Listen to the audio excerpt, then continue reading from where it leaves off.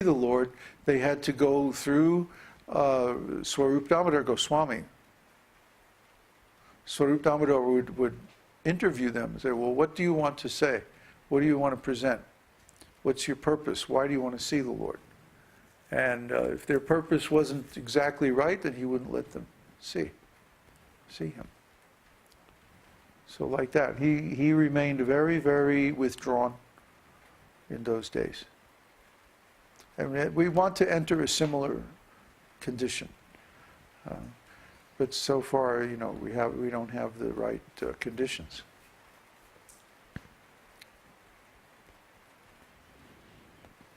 Is there a question from the audience? Yes, there are a few. Okay. Question from Mother Swati. Can we get that intensity by chanting? I find I can be intense for a short period only when I am using my own thoughts. The intensity required to go beyond the mind, she's talking about. What does that mean, using your own thoughts?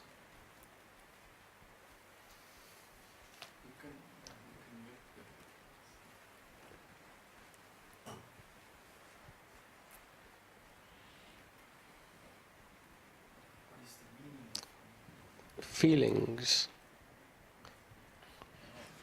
Well, of course you should use your own feelings. What other feelings could you use?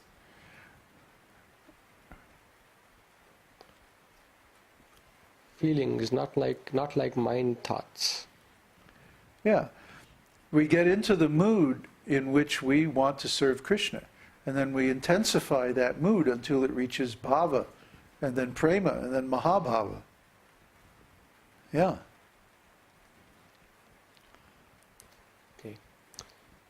Question from Devesh. How can we get into bhava? How?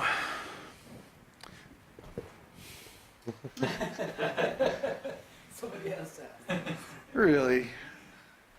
We just spent the last 3 months talking about the first section of Nectar of Devotion that describes how, in detail. Please don't ask stupid questions. Question from Krishna Prapti. Being that the living entity is constitutionally feminine by nature, is the jiva's love for Krishna anyway related to this aspect? Oh boy. Don't speculate about these things, please. Read about Svarupa Siddhi in Nectar of Devotion. Everyone has a particular eternal relationship with the Lord. Some are female, some are male, some are, they're all in different moods and like that. I know, these questions disturb me because they indicate that you're not understanding the subject matter very well.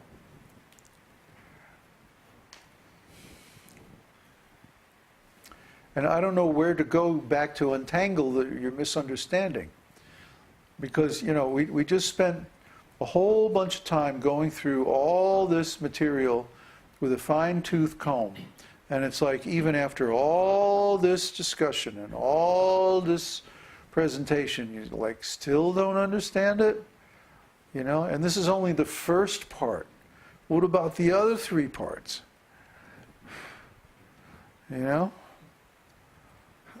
What disturbs me is how are we going to go on and discuss the rest of the book if here we are after I don't know, when did we start this? 3 months ago, right? From the very first chapter, going through everything very, very carefully, and it's he's still asking these questions that indicate you don't understand the subject matter. So, after all of this, you expect me to say two sentences and you'll understand? If you don't understand now, means you have to go back over all the previous programs on Nectar of Devotion and find your misunderstood terms. That's the cause of all these questions. If you would define all these terms properly, you wouldn't have you would have some much better quality questions similar to Uddhava's.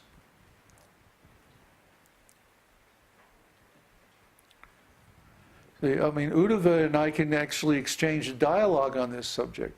But these questions, I mean, most of them aren't even worth addressing because they indicate a misunderstanding of the subject matter.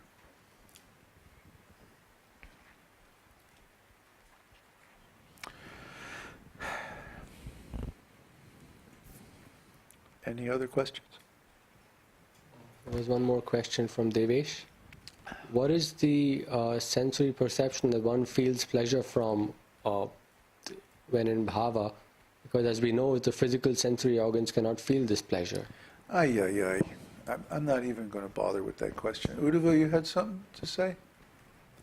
Yeah, it's just to add on the questions. The previous question, the problem is this Western concept that to love I have to be male or female and it has to be, but actually love doesn't depend on gender. Right. Real pure love or real love is like you love or not, you don't love. So that's for the previous question. And the last question, well, it's purely mental. Yeah, that's really mental. I mean, it's really bad. It's a problem. It's basic. I think it comes from, I mean, I've been associating with you for 3 years or something, and so many things that I've learned and during my practice and like that. So like for someone over the internet, even though we're doing this very wonderful broadcast, it's just like it's hard.